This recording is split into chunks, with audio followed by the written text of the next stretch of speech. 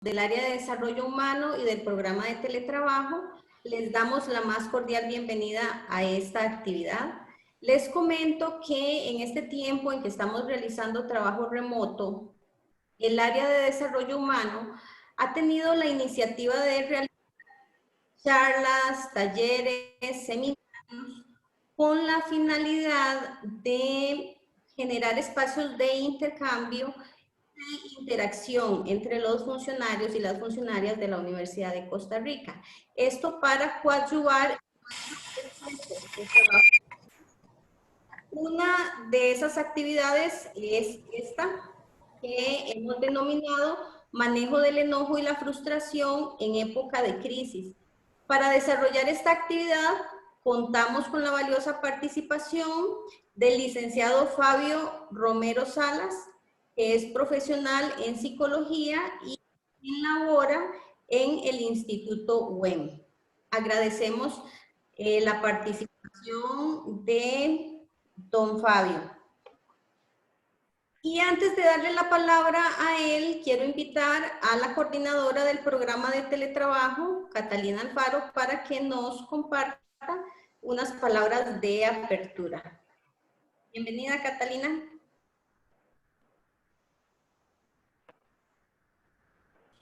Muchas gracias. Bueno, les damos en nombre del programa de teletrabajo de la Oficina de Recursos Humanos la más cordial bienvenida a esta conferencia que constituye la conferencia de cierre de este ciclo de conferencias para el mes de agosto, ¿verdad?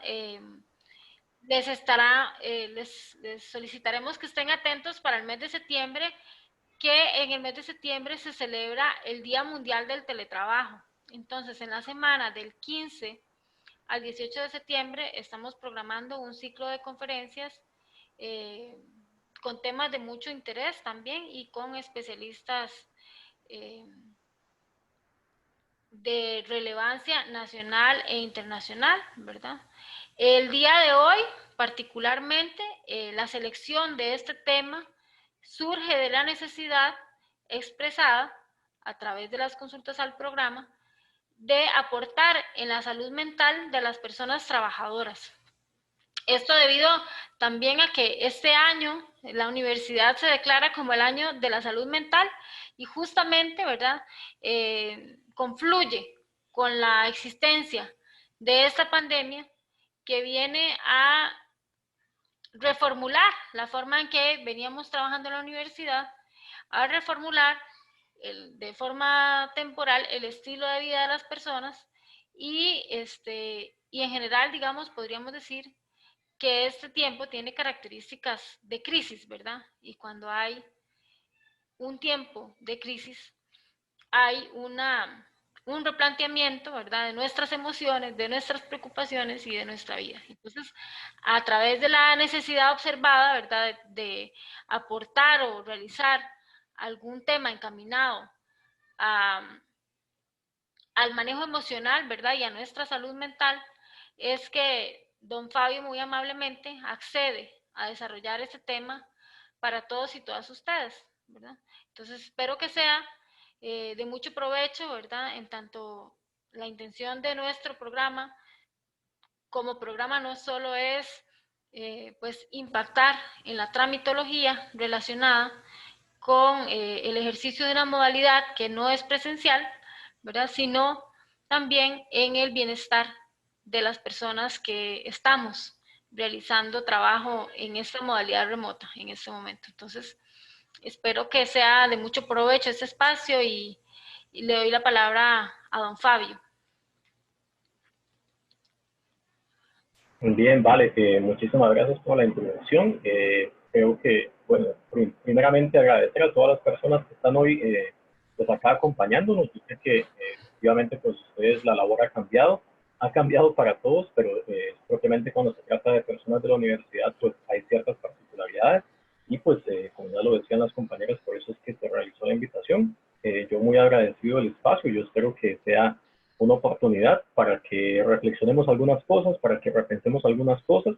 Efectivamente, en este contexto yo les vendré a hablar propiamente sobre lo que tiene que ver con manejo del enojo, producto del trabajo que yo también realizo. Como lo decían, para quien no conoce, digamos, el Instituto WEM es una organización no gubernamental que se encarga específicamente sobre el trabajo con hombres, trabajando temas que tienen que ver con masculinidad, temas que tienen que ver con manejo del enojo, con poder y control, a veces también violencia. Mucha gente dice que el instituto es el lugar para que vayan los hombres que agreden. Bueno, hasta cierto punto es cierto, pero también es un espacio para crecimiento propiamente de hombres, justamente por los temas de género que trabajamos.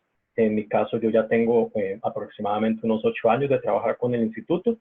También me dedico a la parte de trabajo con adolescentes, y también, pues, dentro de la universidad, también me desempeño como profesor en la Facultad de Psicología, bueno, de Ciencias Sociales y la Escuela de Psicología, así como la Escuela de Formación Docente, así como también trabajo con grupos propiamente de hombres adultos y adolescentes, que es básicamente lo que he estado trabajando durante los últimos años, y por eso la invitación que realizan las compañeras, esperando que ustedes, que aunque por lo que veo en el chat, la mayoría de compañeras hoy nos acompañan compañeras femeninas, y pues es interesante en el sentido de que no es ni la primera ni la última vez en la que un tema de estos también atrae más a público típicamente que usualmente el instituto no toca, pero que es muy importante porque justamente al no ser propiamente hombres los que asisten, pues es justamente sus parejas, son justamente sus hermanas, sus amigas,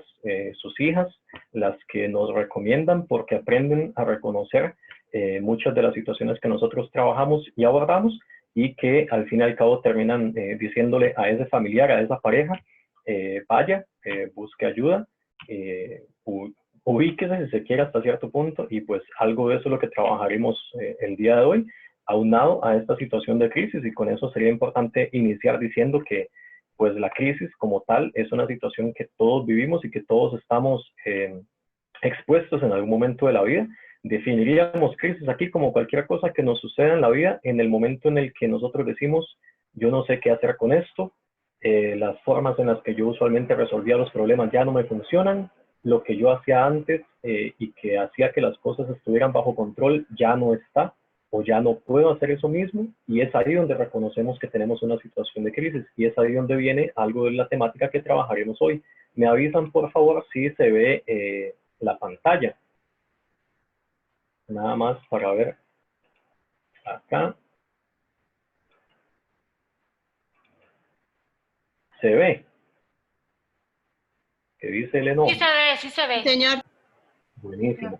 Entonces, efectivamente, ese es el tema principal del día de hoy.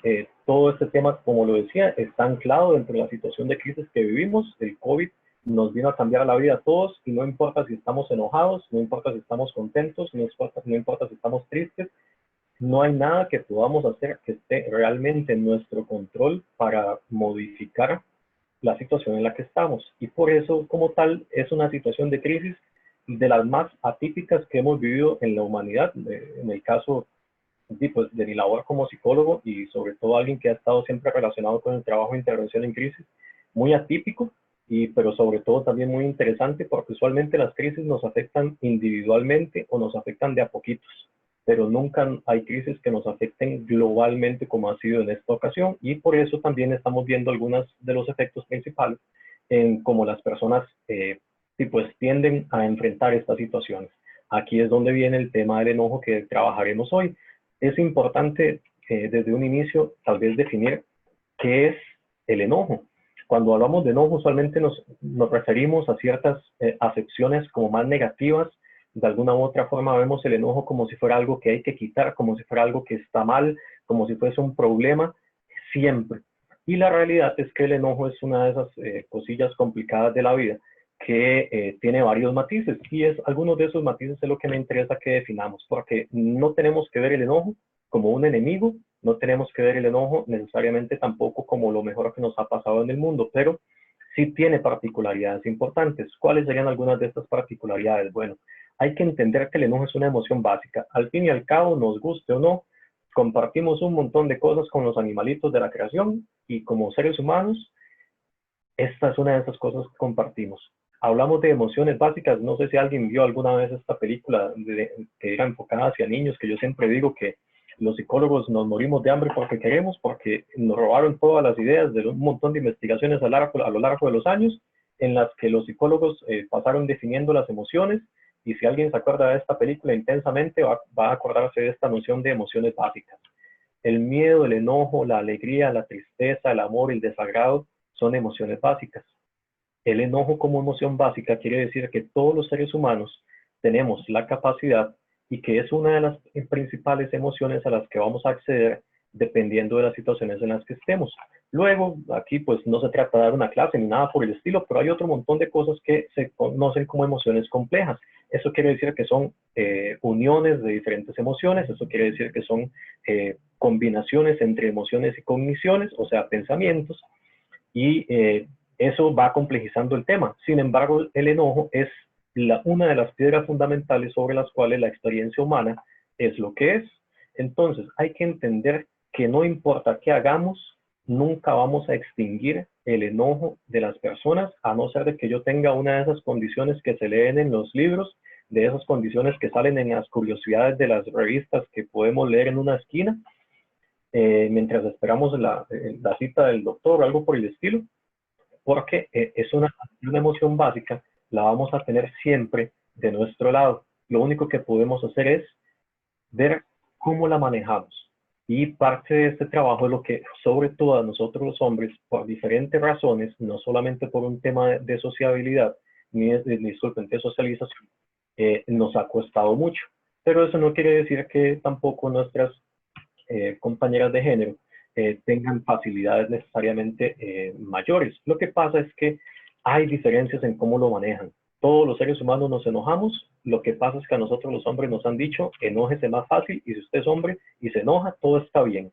Eso es algo que a nosotros los hombres nos cuesta mucho aceptar. Y aquí las compañeras presentes que tengan alguna pareja o que tengan algún padre, algún hermano y lo hayan visto, lo pueden atestiguar. Sin embargo, el enojo, como lo decía, no es algo exclusivo de nosotros los hombres, es algo que también sienten las mujeres. Lo que pasa es que inclusive a veces es más complicado, porque como socialmente en muchas ocasiones a ustedes no se les permite expresar ese enojo adecuadamente, más bien ese enojo termina haciendo daño y termina haciéndose expresivo de otras maneras. Se termina haciendo comentarios, se termina haciendo acciones que a largo plazo terminan generándole problemas, no solamente a sus parejas, a sus familias, sino a todas las personas que nos rodean. Y aquí entra el tema laboral. Nadie aquí puede decir que trabaja con una persona que se enoja mucho es fácil. Probablemente es de las cosas más complicadas. Es más fácil trabajar con una compañera o con un compañero que le cuesta, entre comillas, como dice uno, hacer lo que nos mandaron a hacer, antes que con una persona enojona, para ponerlo muy coloquialmente. ¿Por qué? Porque a una persona enojona le van a costar ciertas cosas que ahora me va a interesar como hacer un poquito de hincapié. Seguiré con algunas de esas particularidades, y lo interesante es que el enojo como emoción básica funciona evolutivamente como una manera de reaccionar ante las amenazas. Eso quiere decir entonces que nosotros cada vez en la vida cotidiana, cada vez que nos enojamos, técnicamente estamos reaccionando a algo que estamos interpretando dependiendo del contexto en el que estamos, dependiendo de la educación que tengamos, dependiendo de la manera en la que nos manejemos, que estamos viendo como una amenaza. Entonces, eso es para que ya empecemos nosotros a hacernos ciertas preguntitas, y entonces usted vaya empezando a hacer un examencito propio y vaya diciendo, bueno, es que yo me enojo mucho cuando resulta que la jefa me dice que eso está mal. Yo me enojo mucho cuando resulta que mis hijos no me hacen caso. Bueno, vayamos entendiéndolo desde esa línea. Hay algo que nosotros entendemos como una amenaza, pero la respuesta es diferente para cada quien, porque yo puedo ser de esas personas que cuando mi jefe me dice o mi jefa me dice es que eso está mal, yo digo, bueno, sí, tienes razón, voy a hacerlo para mejorar, y así como suena muy bonito, difícilmente todos pensemos así, pero suena muy bonito eso, decir, mira, sí, lo voy a tomar de muy buena manera y voy a mejorar mi trabajo. Muchas gracias, jefa, por decirme esto que me está diciendo. Sigamos adelante. Casi nadie reacciona así. Pero si entonces yo me enojo, literalmente enojo, y aquí es importante que vayamos identificando, el enojo como emoción básica tiene un asidero corporal. Eso quiere decir que lo sentimos. Sentimos reacciones diferentes para cada persona, pero sentimos reacciones en el cuerpo, y eso nos avisa que nos estamos enojando. Lo que pasa es que sucede tan rápido que no nos damos cuenta. Pero por eso les decía, vayamos identificando algunas cosas, porque eso que yo estoy ¿qué es lo que está haciendo? Que entre comillas, es que la gente hace que me enoje, es que si la gente me hiciera caso no me enojaría yo, es que siempre va a haber algo que me pueda enojar, pero es más importante todavía que yo entienda qué es lo que pasa en mí, qué me enoja. Y ahí está el tema de la amenaza. Lo que nos enoja son amenazas que sentimos que nos suceden o pensamos que están haciéndonos otras personas o las condiciones en las que estamos. Por eso vayamos identificando primero qué siento yo como una amenaza, qué pienso yo que es una amenaza. Aquí voy a utilizar la palabra pensamiento y sentimiento de una manera como un sinónimo. Como les digo, aquí la idea es como que repasemos muy rápidamente algunas cosas. Claramente aquí cuando me refiero a estas palabras, hablo de eso que nos pasa en la cabeza, pero pasa tan rapidísimo que no nos damos cuenta. Y por eso es importante como hasta cierto punto ir poniendo un freno e ir viendo cómo es que se va desarrollando en cada una de las experiencias que tenemos nosotros como seres humanos. Aquí es importante entender, hay gente que dice, es que yo tengo carácter fuerte. No existe tal cosa como alguien de carácter fuerte. Carácter fuerte tenía el Dalai Lama, carácter fuerte tenía la Madre Teresa, que se ponían una meta, y yo siempre uso ese ejemplo con los hombres, que es como, tal vez puede sonar como muy grosero, pero el Dalai Lama, para probarse su voluntad, para probar su llamado, si se quiere, pues decidía tentarse, entre comillas, viéndose rodeado de mujeres que, entre comillas, por la vida que vivía, técnicamente serían una tentación para muchas personas, con tal de formar su carácter. La Madre Teresa viajó por todo el mundo con votos de pobreza, trabajando literalmente diciendo, amar hasta que duela. No les estoy pidiendo que nadie se haga la Madre Teresa, ni que nadie se haga el Dalai Lama, pero cuando hablamos de carácter estamos hablando de eso que yo hago con el temperamento. Temperamento y carácter son dos cosas muy diferentes. Quien dice que tiene carácter fuerte, más bien lo que tiene es un carácter súper débil, porque es dominado por su temperamento. El temperamento es esa base biológica, y por eso los chiquitos, usted los ve, que hay chiquitos que pegan el galillo y que cuando lloran siente uno que se va a romper algo en la pancita, porque llora tan fuerte y es tan, y se mueve y se compunge, como dice la gente de antes, de tantas formas. Cuando algo no le gusta, eso es el temperamento que tiene ese niño, mientras que hay otros que son, parecen más bien que están dormidos siempre porque son súper tranquilísimos y son súper cómodos y no lloran tanto. Son temperamentos diferentes, pero lo que hacemos y lo que nos dio la naturaleza con ese temperamento es lo que forma nuestro carácter. El enojo puede estar mediado por un temperamento muy activo, en el sentido de que es fácil de que ese temperamento active el enojo, pero eso no excusa que yo sea violento, ni excusa que yo sea mal hablada, ni excusa que yo sea una persona desagradable, ni excusa que yo aleje a esas personas que me quieren porque digo, tengo carácter fuerte. Olvidémonos de eso. Y por eso el contexto en el que estamos es importante. Hay gente que sabe cuándo enojarse y se enoja más en ciertos contextos que en otros. Y hay gente que sabe que contra el jefe ni la jefa no se va a enojar, pero otra que llega a la casa y entonces ahí sí, todo lo que no se desquitó durante el día, se lo desquita porque cree que en su casa manda y cree que en su casa es la última palabra. Y hay otra gente que, como en su casa no tiene voz ni voto, llega a los trabajos y quiere mandar a las otras personas. Con esta noción de que cuando me enojo, logro cosas. ¿Por qué? Porque cuando nos enojamos, la gente que está a nuestro alrededor reacciona. Y como la gente es siempre civilizada, va a tener diferentes reacciones. La mayoría de personas, y sobre todo en nuestra sociedad costarricense, reaccionamos de una manera que intenta evitar el conflicto. Y cuando intentamos evitar el conflicto, dejamos que las personas que tienden a reaccionar con más enojo y más hostilidad, entre comillas, se salgan con la suya. Porque aprenden que enojándose, su palabra como que resulta ser más fuerte, como que resulta ser más escuchada, como que resulta mucho mejor enojarse y fruncir el ceño que dar un argumento para la razón por la cual yo quiero las cosas sean como sean. De alguna u otra forma, ese contexto importa mucho, y por eso dentro del enojo es una de las cosas que también tenemos que fijarnos nosotros. Fijémonos en dónde nos estamos enojando más. Fijémonos en dónde nos estamos controlando mucho más, porque literalmente son 10% de la población mundial la que, no importa en dónde esté, se va a enojar igual, y no importa si es contra el presidente, no importa si es contra la primera dama, no importa si es contra el rector, no importa si es contra la directora de la escuela, no importa si es contra la jefa de departamento, se enoja igual que cuando está viendo un partido en el estadio. Y esas personas son las que primero terminan en una cárcel porque algo sucede en ellas diferente a la mayoría de la población, y eso quiere decir que son muy poquitas las personas que realmente no se pueden controlar.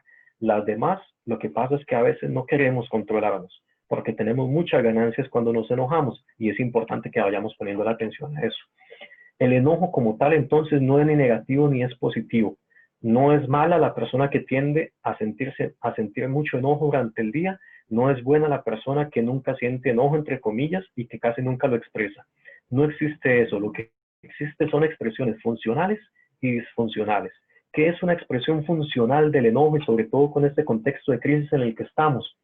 ¿A mí de qué me sirve enojarme y despotricar contra las medidas, por ejemplo, de restricción vehicular, o con el hecho de que ahora yo tenga que trabajar desde la casa?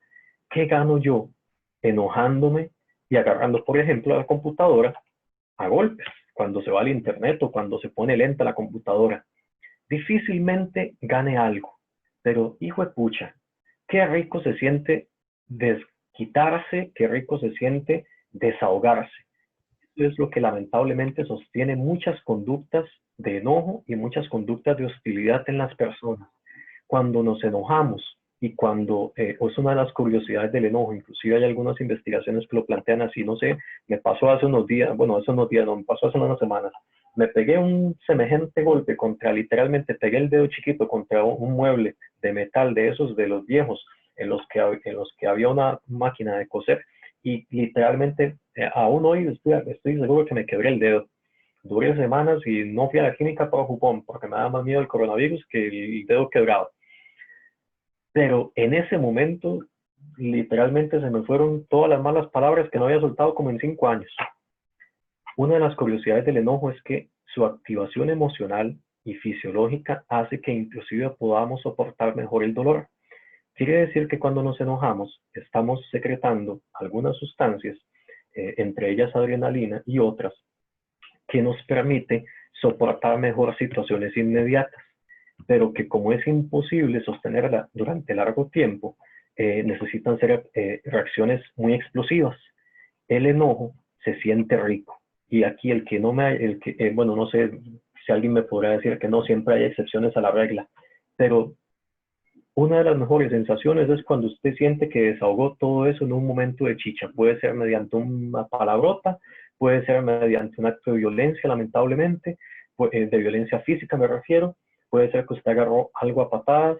Pasa mucho lamentablemente con los niños. Hay personas y hay padres que aprenden a desquitar sus frustraciones y su enojo inmediato pegándole a un niño, y puede ser que haya habido una pelea con la pareja y pasó el chiquito y no se puso las sandalias, no se puso las medias, y le voló 3 fajazos, de esos fajazos que terminan sacando sangre, porque es una violencia refractaria, es una violencia que proviene de un enojo y una frustración de otra fuente, pero es desquitada con una persona externa o un tercero. Y quien no haya visto aquí, quien maneje y haya andado por las calles de Costa Rica, no me deja mentir, usted ve violencia refractaria en las calles todo el tiempo. ¿Por qué? Porque usted ve al fulano que viene estresado del prete y a su tana que viene corriendo porque tiene que entregar un trabajo, tiene que entregar un informe, y los dos vienen corriendo, y sí, pues resulta que fulano pensó que la calle era de él y se la atravesó el carro a fulana, y fulana le sacó a la mamá a solear. En otras ocasiones eso termina inclusive en asesinatos, en otras ocasiones eso termina siendo episodios de violencia como los que lamentablemente vemos todo el tiempo en redes sociales. Por eso me refiero a la diferencia entre funcional y disfuncional. El enojo puede ser muy constructivo.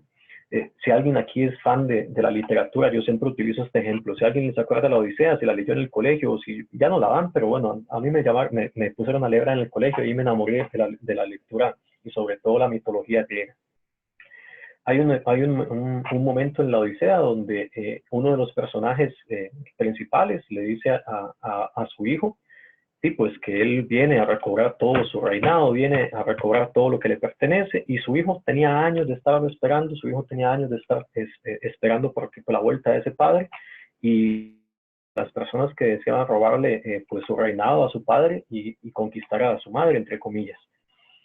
Una de las frases más importantes y que siempre me ha gustado es que este personaje, Odiseo o Ulises, como gusten llamarle, le dice a su hijo Telémaco, guarda ese enojo y utilízalo cuando te lo digan. Esa capacidad, y no les cuento el resto para que si alguien no lo ha leído vaya y lo lea, o al menos vea en YouTube algún resumen para que vea qué interesante la historia. El enojo puede motivarnos, yo siempre lo digo, las emociones son como la gasolina en el tanque. Lo complicado es que las emociones y la gasolina del tanque se gastan. Quiere decir que las emociones y las decisiones que tomamos con emociones son decisiones que son complicadas porque a veces no nos damos cuenta de qué tanto yo tengo que hacer o qué tanto yo tengo que mantener esa decisión para poder sostenerla en el tiempo. El enojo es un motivador. El enojo puede propulsarnos de manera muy, muy fuerte, y el enojo puede ser esa gasolina en el tanque. La gasolina en un tanque sirve para mover un motor de un automóvil. La gasolina me la tiro encima y le prendo un fósforo y me quema. Es el mismo elemento usado en diferentes contextos, puede hacernos un montón de daño o puede llevarnos kilómetros de kilómetros. Si alguien aquí maneja y tiene un buen carro, puede llegar hasta la frontera con un tanque. Si no, esa emoción y esa incapacidad para construir cosas nos puede ganar. El enojo nos puede motivar cuando nos hace reconocer cosas que no queremos, cuando nos hace reconocer cosas que nos hacen sentir mal, cuando nos hace indignarnos y nos hace sentir esa molestia que a veces no sabemos definir por qué será. Cuando vemos una injusticia en el mundo, cuando vemos pues, lamentablemente situaciones como este chavalo que le dispararon 7 veces en Estados Unidos, quien vea eso y no siente indignación y no siente esa molestia, no le pasa sangre por las venas. Pero los que sí lo sentimos, algo nos tiene que mover a hacer eso. Yo me puedo enojar y puedo despotricar en las redes sociales y decir es que el policía, es que los gringos, es que esto y es que el otro. Lo importante es, ¿y yo qué voy a hacer con eso? ¿Y yo cómo voy a utilizar eso en mi vida para que me propulse? Por eso el enojo puede ser constructivo, porque hay personas que producto de su enojo toman decisiones para dejar situaciones que atacan su vida, situaciones que le generan daño. El enojo puede ser constructivo cuando sabemos canalizarlo. El enojo se mide si es funcional cuando nosotros vemos las consecuencias positivas de ello. Yo puedo tener un argumento y una discusión con una persona de manera muy civilizada. Y sucederá en el trabajo muchas veces cuando tenemos que defender un punto, cuando tenemos que defender un informe, cuando tenemos que defender una investigación que hacemos, cuando tenemos que defender nuestro propio puesto, porque habrá gente que lo pone en duda. Yo puedo hacerlo con mucho enojo, pero depende de si esa consecuencia es positiva para mí y para las personas que me rodean, de que ese enojo haya sido funcional. A veces el enojo, y sobre todo porque el enojo implica una activación fisiológica que inclusive hace que llegue menos oxígeno al cerebro, nos hace que no pensemos muy bien. Entonces, una cantidad moderada de enojo puede generarnos consecuencias muy positivas porque nos motiva y no nos nubla el pensamiento. Cuando el enojo nos nubla el pensamiento, las consecuencias van a ser generalmente siempre negativas. Y aquí lo que les mencionaba, la activación fisiológica. Vaya poniéndose aquí la preguntita. Hay algunos a los que se les ponen las orejas rojas, hay otras personas a las que les falta el aire, hay otras personas a las que les agarra algo aquí en frente, en la pura frente, en la cabeza, hay otras personas que sienten que la cara se les va a incendiar, hay otras personas que sienten que el corazón se les va a salir, otras personas empiezan a sudar, otras personas se les salen las lágrimas. Son señales fisiológicas de que nuestro enojo está ya salido de control o a punto de salirse de control. El enojo constructivo, el enojo funcional, lo manejamos nosotros, no nos maneja a nosotros, no, él no nos maneja lo manejamos nosotros a él no nos maneja a nosotros. Las emociones en general, pero sobre todo el enojo, yo siempre lo planteo, que es una frase muy bonita que hace mucho tiempo escuché, son como los niños en un automóvil. Lo complicado está en que usted no puede dejarlos porque los tiene que llevar. ¿A dónde los pone? Usted pone a un niño a que le maneje el automóvil o lo pone atrás, que usted sabe que va ahí y va controladito con el cinturón de seguridad, con el booster, o deja que le maneje la vida. Si usted deja que el enojo le maneje la vida, que la tristeza, que el miedo le maneje la vida, y sobre todo en esta situación de crisis, si nos dejamos llevar por las emociones, estamos poniendo a niños al frente de un volante. Y como yo creo que aquí nadie pondría a un chiquito de 5 o 7 años a manejar un automóvil, porque nos suena muy ilógico, entonces, ¿qué pasa? Que ponemos a las emociones a manejar nuestra propia vida cuando ya somos adultos de entre los 20, los 30, los 40, los 50 y los 1000 años. Bueno, es la misma idea. No podemos dejar que las emociones y sobre todo el enojo manejen nuestra vida. Las emociones funcionan acompañándonos, funcionan en el asiento de atrás, funcionan en el asiento del pasajero, no funcionan como choferes. Porque si no, entonces la cosa, juren lo que va a complicarse y juren que en algún momento vamos a chocar. Y para algunas personas el choque es fatal, para algunas personas el choque es una serie de complicaciones a lo largo de su vida muy complicadas. Por eso les decía, vayamos poniendo las preguntas de qué es lo que yo hago, qué es lo que a mí me pasa en el cuerpo, que yo siento que sucede cuando me enojo. Lo siguiente sería el enojo disfuncional. Este es más fácil de reconocerlo porque es más práctico, digámoslo, se ve más sencillo, en el sentido de que vemos las consecuencias mucho más propiamente en el momento inmediato o muy relativamente a mediano plazo, luego de que nos enojamos y, como decimos popularmente, metemos la pata. El enojo que es disfuncional, lo que hace al fin y al cabo es destruir a otras personas, pero sobre todo a mí mismo. Yo tengo que entender que cuando yo tengo un problema con el enojo, o cuando el enojo está siendo presa de mí mismo, hijo de pucha, qué complicado, porque a veces no nos damos cuenta, y esto pasa sobre todo en el espacio del Instituto WEM, como lo decimos nosotros, llegamos ahí hasta que nos hacen la operación canguro, y la operación canguro, así lo llaman los mismos hombres, es encontrar un día llegando del trabajo a la casa, la ropa, las pertenencias en bolsas canguro, cambiaron los candados, me pusieron una orden de restricción, y estoy poniendo como uno de los casos más típicos del instituto, pero ¿a quién no se ha topado también un compañero, una compañera a quien despidieron luego de hacer un arrebato? ¿Quién no ha encontrado un hijo a quien le mandaron una boleta? ¿Quién no ha encontrado, de nuevo, el caso de la violencia en las calles? ¿Quién no ha encontrado a alguien que, producto de su enojo mal manejado, termina haciéndose daño primero a ella misma y luego a otras personas?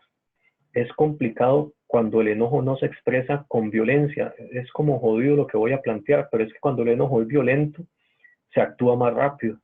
Cuando el enojo no es violento físicamente, es más complicado porque va comiendo las relaciones de manera muy lenta, pero segura. Es la gente que, en vez de decir lo que siente, dice un comentario con doble sentido, dice un comentario como se conoce popularmente, que a nosotros los psicólogos no nos gusta mucho ese término, pasivo-agresivo, y dice algo como tirando un tiro a tres bandas. Quien juega pool o quien ha jugado pool ha visto cuando usted va a tirar la buchaca en este lado y tira tres bandas para que llegue en este. Es innecesario, pero funciona para algunas personas. Y es complicado porque entonces es las personas que generan mucho resentimiento en sus relaciones interpersonales, son las personas que se llenan de rencor, son las personas que están esperando, como dice el dicho, a la vuelta cae, son las personas que están esperando su oportunidad para que aquella situación que pasó hace meses, hace años, le llegue el chance para desquitarse, porque guarda ese enojo de una manera disfuncional. La activación fisiológica cuando el enojo es disfuncional es, como les decía, esa señal intensa que hace que las personas literalmente en esos momentos digan: es que yo no supe ni qué hice, yo no supe en qué momento le dije esto, yo no supe en qué momento tiré el lapicero, yo no supe en qué momento tiré la computadora, yo no supe en qué momento pateé la puerta, yo no supe en qué momento le pegué a la pared y le hice un hueco. Yo, que trabajo mucho con adolescentes, ellos lo dicen mucho. Son muchachos que tienen problemas con el enojo, básicamente, pero que, producto de ese problema de manejo del enojo, hacen cosas de manera violenta contra otras personas y no se dan cuenta en qué momento la hacen. Eso es complicado porque de alguna u otra forma se les va acumulando y terminan aprendiendo que esa es la mejor manera para reaccionar.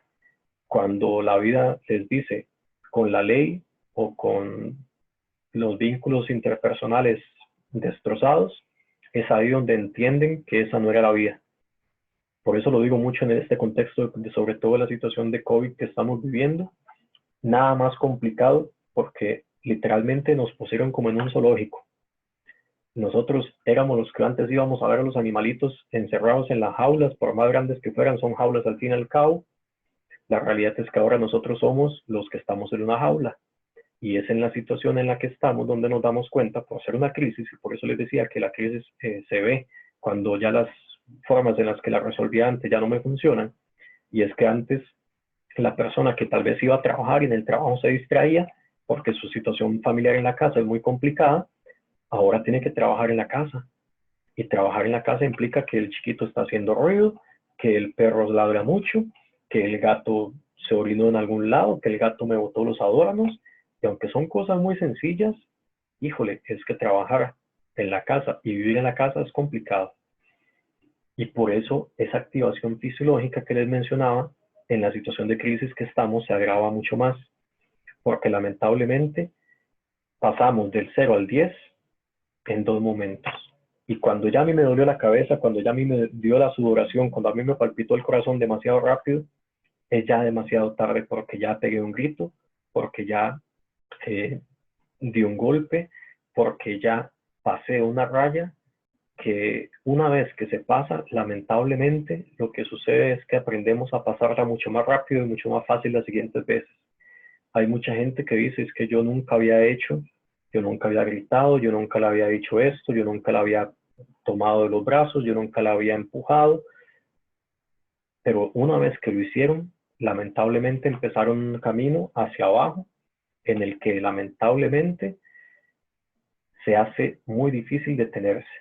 La primera vez en la que se rompe ese límite, y sobre todo en la situación en la que estamos, ha habido aumentos de violencia tanto de padres a hijos como de parejas, y sobre todo de hombres hacia mujeres, muy alto. Es un número muy alto y es un número muy significativo. Y aquí por eso parte de la charla, de la idea que tenían las compañeras con la charla del día de hoy, es que hagamos conciencia de que el enojo es algo que se puede manejar si aprendemos a cómo hacerlo. Aquí es importante que el enojo, cuando es disfuncional también, son las personas que se enojan muy frecuentemente y que cada vez que se enojan, si usted se pone a sacar las cuentas de las veces en el número de veces al día que usted se enojó, lo complicado es que usted empieza a aumentar ese número. Y esto es algo que se hace a nivel terapéutico. Usted manda a la persona a que haga un diario, muy entre comillas, en el que usted anota, 8 de la mañana me enojé, 8:05 me volví a enojar, 8:10 me volví a enojar, ya aparece como el chavo con el remordimiento y ahí va.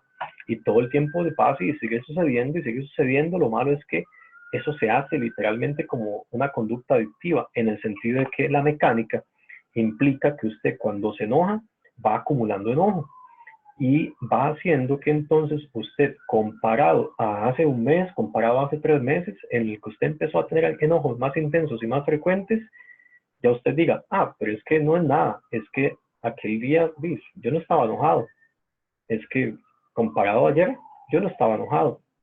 Lo malo es que usted se va haciendo tolerante a su propio enojo, mientras las otras personas a su alrededor se van haciendo más receptivas a ese enojo. Eso quiere decir que usted cada vez ocupa un poquito más de activación y le va subiendo un poquito el volumen a su chicha, a su enojo, y lo va haciendo mucho más fuerte. Pero usted no se va dando cuenta, porque usted mismo se va permitiendo que lo exprese de manera más fuerte cada día. Y por eso este criterio importante aquí. Fíjese en qué tan frecuente es su enojo.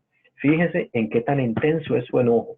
Y fíjese cuánto le dura ese enojo. Hay gente que literalmente desde la mañana parece que, como dice la gente, parece que se pellizcó algo, para no decir la mala palabrota, que no importa si ya está empezando el día, pero ya empiezan enojadas.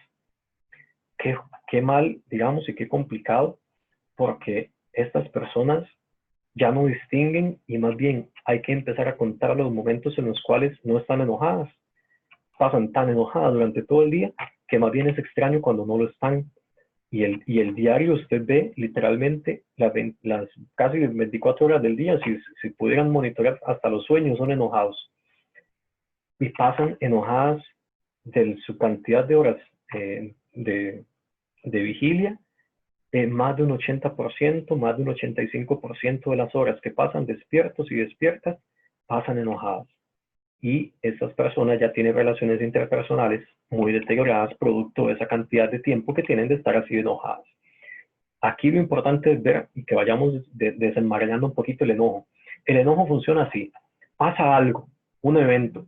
El jefe me dio una mala noticia, me dijeron que me aumentaron las horas, tengo que hacer horas extra, yo tenía planeado irme a dar una vuelta en bicicleta, resulta que me dijeron que fulanita se fue de vacaciones y entonces yo tengo que hacer más horas de trabajo, resulta que nos quitaron el presupuesto y entonces no van a contratar a esa otra persona que yo esperaba que contrataran y ahora tengo que hacer más trabajo yo. No importa qué, hay algo que sucede y ese algo que sucede, a diferencia de las otras cosas del día, me genera algo. ¿En qué sentido? De que yo hago un juicio sobre esa situación y ese evento que me pasó. Yo interpreto y le asigno mentalmente un valor. ¿Eso es bueno o es malo? ¿O me está haciendo daño? ¿O me está haciendo directamente algo que me perjudica? ¿Está en contra de mí? No importa. Independientemente de lo que usted interprete, le va a provocar cierto nivel de enojo. Ese evento, de una u otra manera, se acompaña de este juicio y ese juicio hace que yo reaccione de una manera muy específica. Y esa manera muy específica lo que implica es, de alguna u otra manera, que yo me permita expresarlo de alguna forma. Esa expresión que yo hago va a depender de la educación que yo tuve y no es que está bien educado y no bien educado. Yo trabajo con hombres que son jueces y que técnicamente tienen mucha educación. He trabajado con doctores, no los de medicina, porque esos son licenciados, pero bueno, les decimos doctores, sino gente que ha sacado doctorados en Alemania, gente que ha sacado doctorados en otros países, y se enojan exactamente igual que el agricultor que no sacó ni la escuela. El enojo no depende del grado de educación formal. El enojo depende del grado de educación sociocultural y contextual. Depende de la familia en la que me crié. Depende de mi temperamento. Depende de un montón de factores. Pero por eso esa expresión va a cambiar dependiendo de cada persona. Aquí lo importante es entender que esa expresión se va a dividir entre funcional y disfuncional. Y las personas llegan, sobre todo en situaciones de crisis, a expresarse muy disfuncionalmente, porque como siempre lo planteo, y lo dice un colega también todas las veces, crisis jala crisis. Cuando una crisis sucede, no importa cuál sea, se notan todas las otras cosas alrededor de mi vida que no estaban bien. Cuando la situación de crisis detona y explota, de alguna u otra manera toca todos los otros puntos de mi vida que habían venido medio tambaleantes, que habían venido medio débiles, que habían venido medio complicados, y entonces la situación de crisis hace que yo note o me dé cuenta más fehacientemente de todo lo mal que estaba en mi vida. Y para muchas personas el enojo, como les decía, es algo que se siente tan bien cuando me desquito ese enojo, cuando me desahogo de ese enojo, recurren a la violencia y recurren al enojo como una forma de soltar un poquito de presión, como una válvula en la cual yo suelto y suelto y suelto ese gas, suelto un poquito de esa presión. Lamentablemente es que la olla siga acumulando presión y siga acumulando presión y no importa cuánta energía yo libere, entre comillas, siempre explota. Y ese nivel de explosión va a depender de cada una de las personas y de cada una de las situaciones que viva. Cuando esa expresión se da, yo tengo que asumir las consecuencias. ¿Cuáles son esas consecuencias? Bueno, pueden ser muy variadas. Pueden ser conflictos interpersonales, pueden ser situaciones legales, pueden ser situaciones de separación o divorcio, pueden ser situaciones de despido de un trabajo, pueden ser situaciones de un montón de niveles. Ese montón de niveles, de alguna u otra manera, van a ser distintos para cada persona. Pero lo importante está en que yo entienda que cuando hablamos de enojo, generalmente lo que nos va a llamar la atención son las consecuencias negativas que vamos a ver. Pero cuando esas consecuencias, por eso le decía, son de violencia física, son más fáciles y más rápido las le ponemos atención. Como decir, una herida que está sangrando. La herida que está sangrando obligatoriamente va a generar una reacción más fuerte y más rápida en mí para que yo haga algo para tapar esa herida, antes que, por ejemplo, como le exponía yo el ejemplo de mi pie y el dedo que asumo que me quebré. Es más, yo de fijo, si me hubiera roto el dedo y me hubiera salido un montón de sangre, no me queda otra más que asistir al sistema médico. Pero como no había sangre y solo se puso morado, entonces yo digo, no, ahí me aguanto, no, ahí me aguanto. Pasa exactamente lo mismo con el enojo. El enojo que no se expresa de manera violenta puede durar años, años acumulándose, años generando consecuencias, años de resentimiento, años de desamor, años en los cuales yo me aguanté a esta persona como pareja, como compañera de trabajo, como amiga, como familia, porque no me generaba tanto problema ese día. Pero cuando son años de interacciones en las cuales hay hostilidad y violencia, eso termina reventando por lo más delgado y genera siempre consecuencias para esa persona que emite la violencia.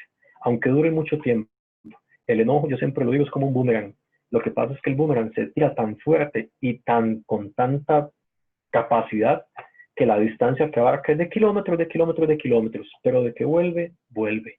Y vuelve con mucha más fuerza todavía de la que nosotros lo lanzamos. El enojo siempre se nos devuelve y por eso es muy importante esa conciencia de que siempre me hago daño primero yo con el enojo, más que otras personas, que es importante asumirlo también, me hago daño yo. Aquí hay diferencias importantes. Lo primero es que la irritabilidad, la hostilidad y la agresión son niveles diferentes. Una persona es irritable cuando pasa, como decía yo, que se despierta y está medio de chicha y está molesta. Tal vez es de esas personas que no es de las mañaneras y resulta que se levanta como medio enojada, medio molesta. Eso, digamos, que no tiene un efecto realmente negativo si la persona logra manejarlo y se lo olvida y se distrae y entonces cambia su semblante, cambia su interacción, cambia la manera en la que habla.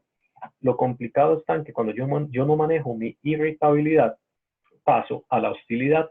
Y cuando hablamos de hostilidad, estamos hablando del momento en el cual yo emito una conducta o hago algo, por ponerlo de manera más sencilla, le hago algo a las personas que están alrededor mío, ya sea mediante palabras, mediante gestos, mediante acciones, porque no necesariamente, bueno, si aquí alguien alguna vez en la escuela le hicieron la ley del hielo, puede atestiguar que no es nada bonito que alguien no le hable. Bueno, es que ignorar, es que hacer como que la otra persona no existe, también es un gesto de hostilidad. Hay silencios que matan, hay silencios que gritan. Esa también es una forma, porque en el caso sobre todo de nosotros los hombres, y mucho de lo que trabajamos en el instituto, una de las formas que más eligen los hombres cuando están molestos y cuando hay hostilidad es no decir nada, pero deciden de alguna u otra forma demostrar su enojo y su hostilidad mediante el no contacto, ni visual, ni de palabra, ni físico. Y eso es una de las situaciones que también necesitamos poner atención. Y también es una manera también en la cual lamentablemente de manera pasiva no se resuelven las cosas, pero terminan acumulándose para generar más problemas a nivel de interacción de pareja. Aquí es importante que entonces, cuando llegamos al nivel de agresión, estamos hablando de agresión propiamente física, que como les decía, es la más fácil de medir, es la más fácil de ver, pero es también una de las más destructivas, porque es donde vemos situaciones donde hay asesinatos, donde hay femicidios, donde hay violencia a nivel, por ejemplo, en las calles, como es uno de los ejemplos que más voy a utilizar porque es de los más claros, pero es violencia cuando hay interacción física, puede ser contra otra persona o contra objetos, o utilizar un objeto para violentar a otra persona. Y eso también se ve desde los propios niños, cuando un chiquito está enojado y entonces sale refunfuñando y se tira al piso y hace el berrinche. Bueno, ese nivel, entre comillas, es un nivel de agresión que en los niños, producto de su falta de maduración cerebral y emocional, digamos que tiene sentido. Y la cosa es, al niño le luce porque está pequeñito, pero nosotros los adultos también hacemos berrinches. Y aquí, de nuevo, es una de estas preguntas que me interesa que se planteen, es que todos hacemos berrinches cuando nos enojamos por cosas pequeñitas, todos hacemos berrinches cuando nos enojamos por cosas que realmente no tienen importancia, entre comillas, a largo plazo. Todos hacemos berrinches a nuestra manera. El tema es que ese berrinche no puede generarle daño a otra persona y no puede terminar siendo una condición para que la otra persona haga cosas que yo quiero. Y esa es la diferencia de entre nosotros y los niños. Al niño le luce porque no sabe más qué hacer. Nosotros como adultos, qué complicado, ya no nos luce. Y como ya no nos luce, tenemos que hacer otra cosa distinta. Y es un poquito esta noción del manejo del enojo. ¿Cuáles son las principales consecuencias que vemos cuando hablamos del enojo? Las interpersonales, como les decía, rompimiento de vínculos, separación de lazos familiares, separación de pareja, relaciones laborales tensas. Hay personas, y hay alguien que decía algo muy importante que siempre me hace mucha gracia porque tiene mucha verdad. Le decía, como este padre a este hijo le decía que siempre fuera muy amable y que siempre fuera una persona buena, porque todas las decisiones de trabajo se tomaban cuando él salía de la habitación y no cuando estaba dentro de la habitación.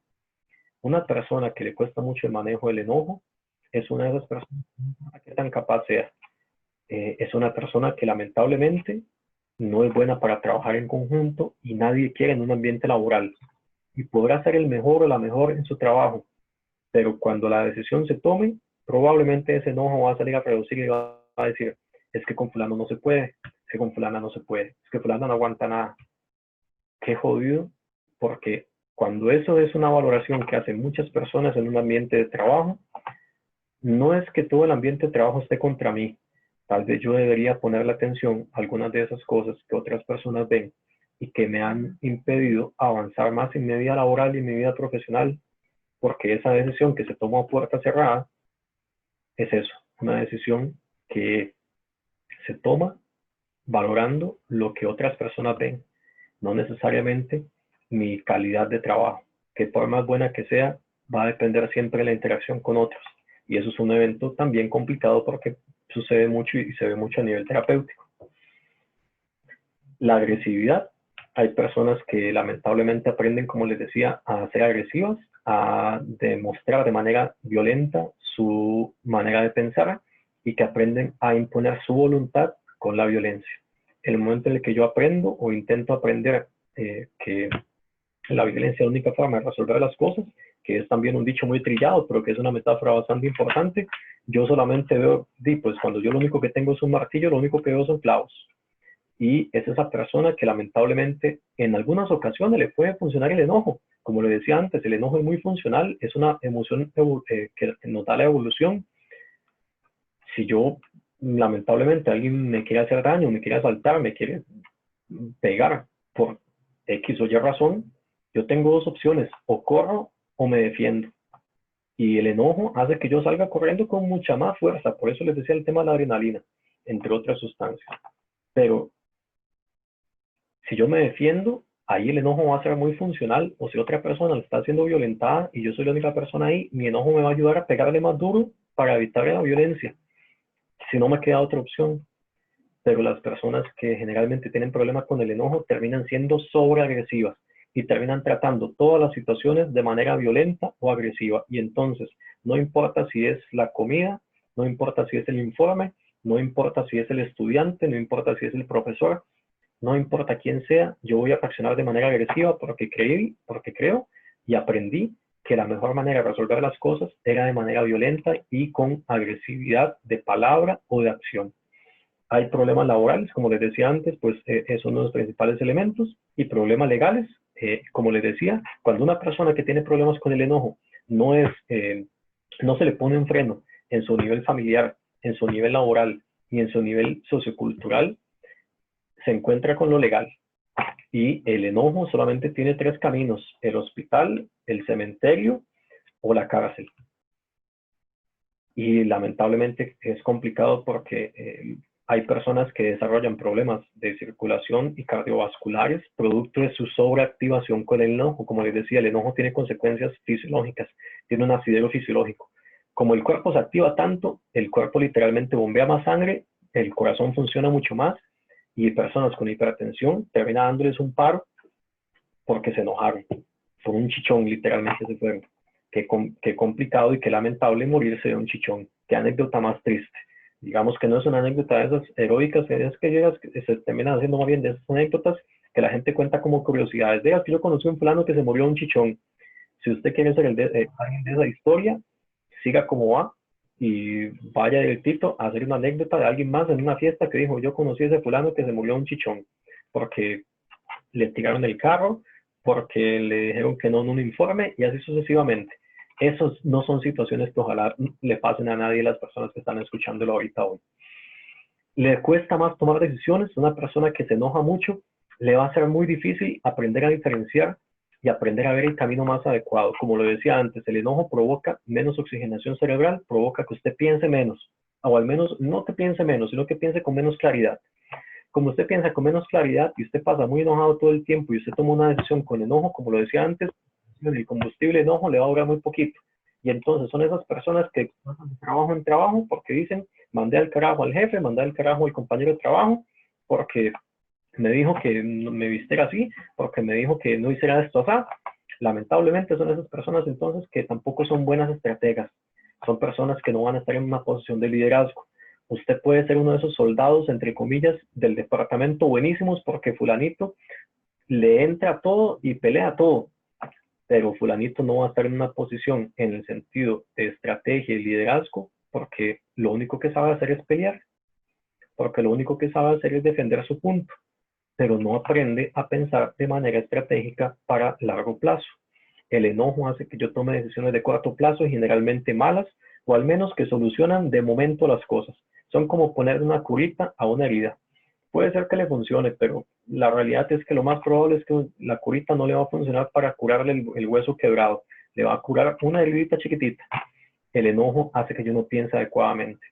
Y también las personas que se enojan mucho tienden a aumentar los consumos de sustancias, no importa cuál, no importa si estamos hablando de sustancias lícitas o ilícitas, tienden a consumir más alcohol, tienden a consumir más tabaco, tienden a consumir más marihuana, y no es que necesariamente todo eso esté mal, pero al fin y al cabo existe la adicción y la dependencia de sustancias, y las personas que se enojan mucho tienden a utilizar estas sustancias como una forma de medicación. Digamos que la pastilla de ellos es el traguito de guaro, digamos que la pastilla de ellos es el puro de marihuana, y así sucesivamente. Lo que queremos son personas que aprendan a manejar sus emociones y aprendan a controlar lo que sienten y aprendan a manejar cómo se comportan con lo que sienten. No personas que recurran o dependan de una sustancia ilícita o una sustancia lícita para manejar sus emociones.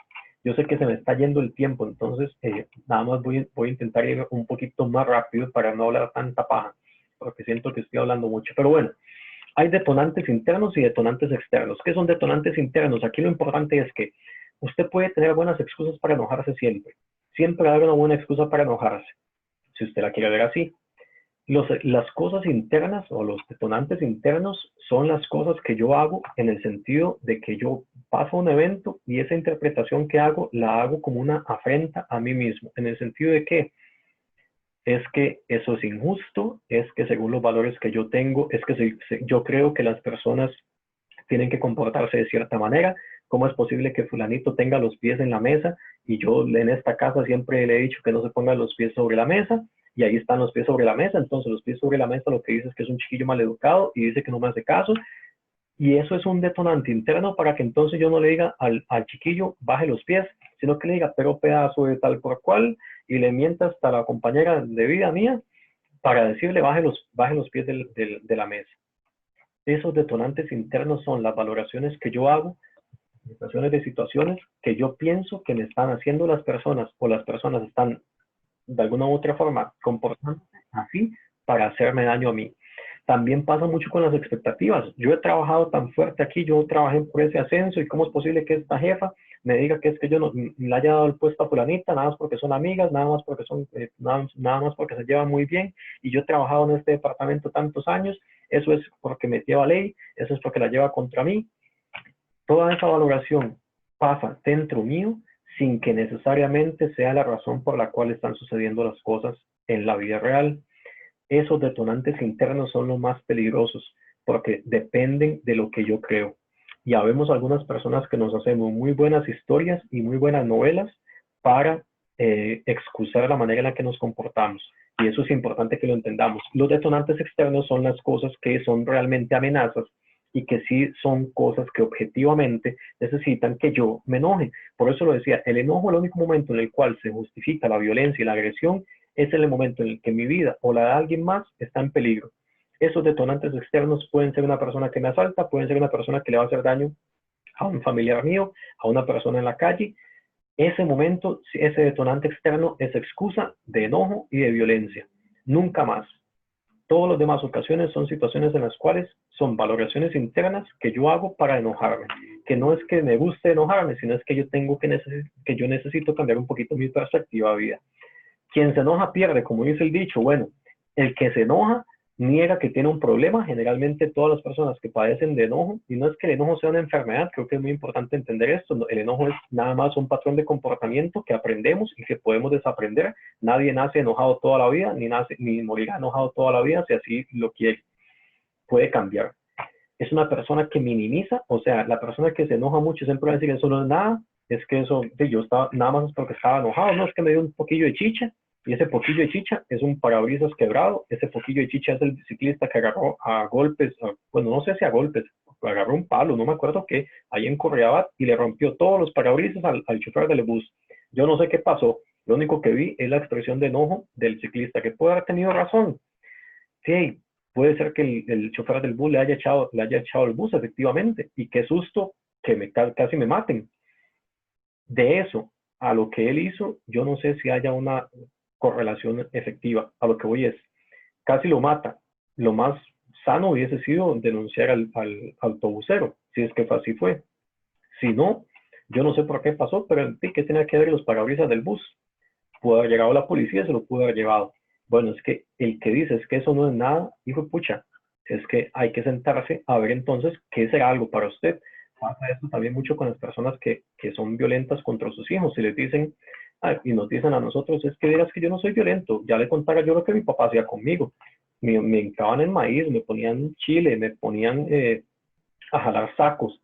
Bueno, sí, son situaciones muy lamentables y muy violentas, que en comparación pegarle 5 fajazos que le saquen sangre al niño, no es lo mismo que hincarse en maíz durante 5 horas.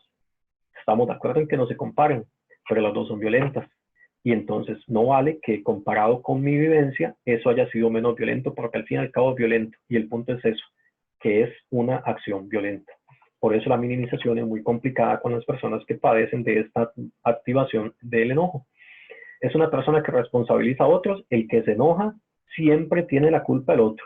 Es que si usted me hiciera caso, yo no me enojo. Es que si las cosas fueran como yo quiero, yo no me enojo. Es que si las cosas fueran mejores, yo no me enojo. Es que a mí me gustan las cosas bien hechas y entonces por eso es que yo me enojo.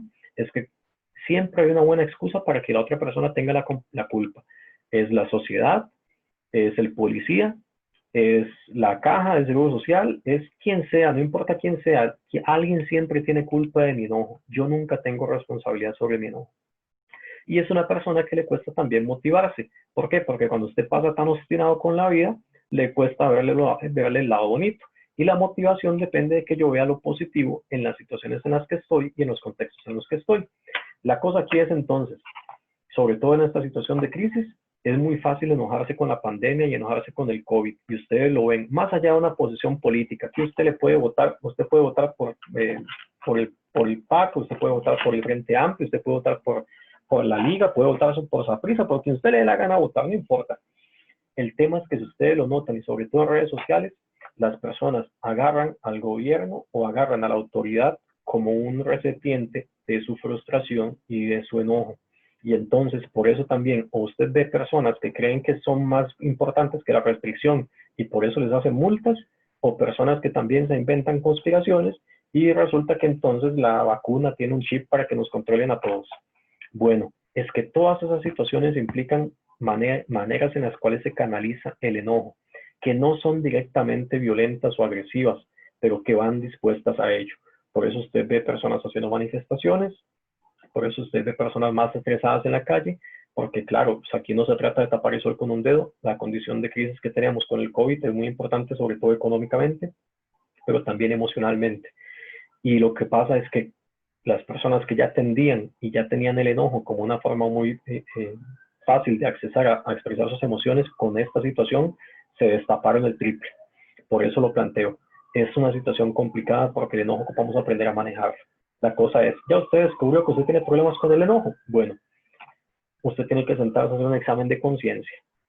¿Por qué? Porque para cambiar el enojo, por más trillado que suene, qué mal que esto venga a un psicólogo, como el chiste ese de que cuántos psicólogos se ocupan para cambiar una bombilla, y el chiste es que la realidad es que no sé cuántos se ocupen, lo que pasa es que la bombilla ocupa querer cambiar. Bueno, sí, es que la realidad es que las personas ocupan querer cambiar. Lo malo de los psicólogos es que no tenemos una pastilla para hacer que la gente cambie, y ni siquiera los psiquiatras la tienen.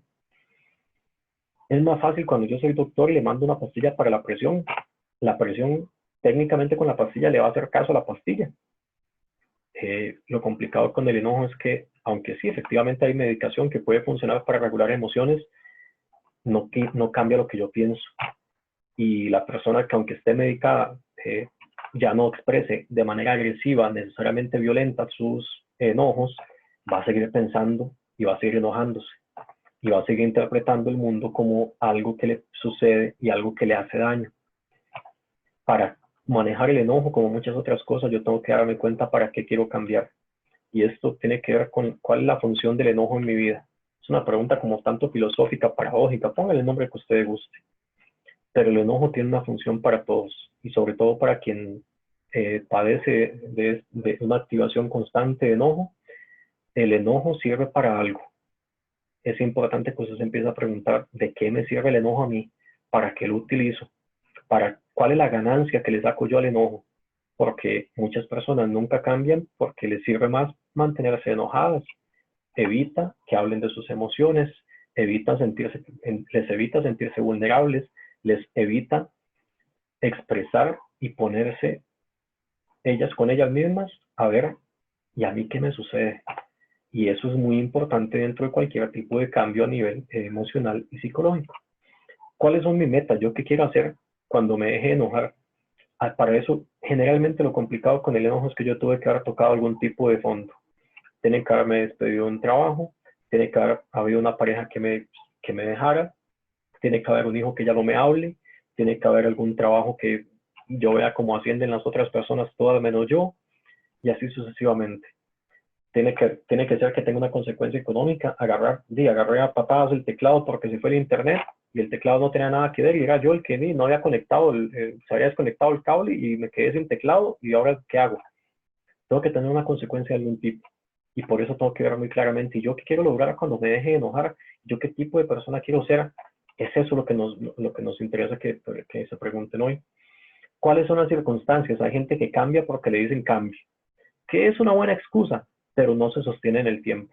La persona que mandan a que cambie va porque la mandan, no porque quiera cambiar. Y lo importante, por eso les decía, es que de verdad tiene que haber una necesidad de cambio. Tiene que haber algo que yo digo, de verdad me está yendo mal en la vida, de verdad yo estaría mejor si no me enojara tanto. Y eso es el primer paso. Aquí la cosa es, yo les he hablado mucho también de quién siente individualmente que le pasa que se enoja mucho, pero aquí también pueden haber muchas personas que viven con alguien que se enoja mucho. Y aquí es importante, así de nuevo, es que esto es muy rápido y esto es muy amplio. Me interesaría, pues, obviamente, claro, esto va para horas de horas, pero me interesa como apuntar algunas cosas importantes. Si usted vive con una persona que producto de lo que yo le he hablado, usted identifica, trabaja, vive, tiene relación familiar con una persona que tiene muchos problemas del enojo, y ya usted lo está identificando, ya usted lo tiene visto, y con lo que escuchó, ya usted vio, y dice, sí, es que si esto fuera un bingo, ya estaría cantando bingo. Bueno, tiene que entender una cosa. Entender a una persona no implica justificar. Puede ser que haya vivido mucha violencia, puede ser que su trabajo sea muy estresante, puede ser que esté con la pandemia y haya perdido el trabajo. Esas son las condiciones y las situaciones que esa persona está viviendo, pero eso nunca justifica la agresión ni la violencia. Eso justifica que ande frunciendo el ceño, eso justifica que se sienta mal, eso justifica que no sepa qué hacer, eso justifica que esté con miedo. Nada justifica que sea violenta, ni con sus parejas, ni con sus hijos, ni con sus familiares, ni con los compañeros de trabajo, ni con la gente en la calle. Nada justifica la violencia, y eso quiero que quede muy claro.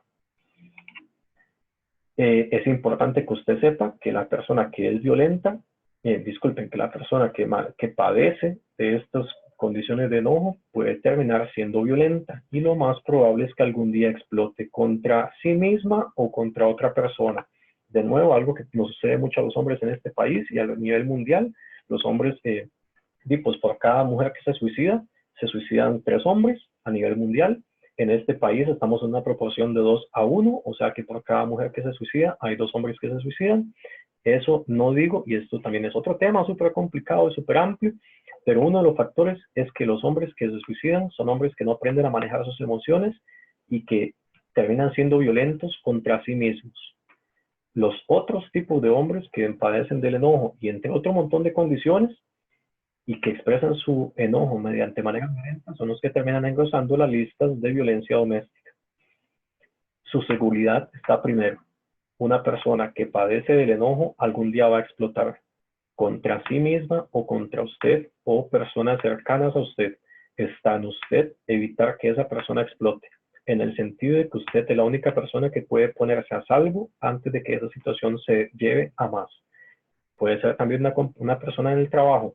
Lamentablemente no son de ustedes, tienen que ver las noticias claramente, y pasan también personas que se desquitan con las personas del trabajo y mandan personas a asaltarles, mandan personas a golpearles, o son ellas mismas las que un día deciden llegar a incendiar el edificio en el que trabajaban, y así sucesivamente.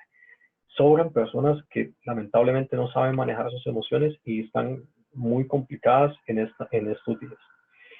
Y sobre todo, recomendar buscar ayuda, que no es necesariamente algo que a la gente le guste escuchar, pero tampoco es algo que usted pueda hacer en medio de una discusión. No es para decirle en el medio del chichón, vaya, busque ayuda, después de páguese a ver. Eso no ayuda. Podrá ser cierto, pero no ayuda. Y es importante que recomendar que busque ayuda a una persona sea algo que hagamos y le hablemos en un momento de calma y en un momento de tranquilidad, no en un momento de enojo ni de discusión. Ya casi termino, que yo sé que ya casi estamos con el tiempo. ¿Qué se ocupa para cambiar? Que usted sea humilde. Si usted no es humilde, y es que la humildad implica reconocer que yo tengo un problema, implica reconocer que soy yo quien tiene que hacer el cambio, implica que usted tenga esa capacidad de asumir responsabilidad. Nada gano yo sintiéndome culpable, yo tengo que serme responsable, y la responsabilidad es un principio. La responsabilidad son las acciones que yo tomo todos los días para evitar volver a repetir los errores del pasado. Esa responsabilidad es algo que a veces se nos pierde y que necesitamos tener muy claros, pero que es una responsabilidad que le pertenece a quien padece de enojo, no a quien sufre del enojo. Y en el sentido de que es víctima de esta persona que se enoja lamentablemente de manera agresiva o violenta. Esta situación de la pandemia es una situación muy complicada porque lamentablemente nos ha limitado las opciones.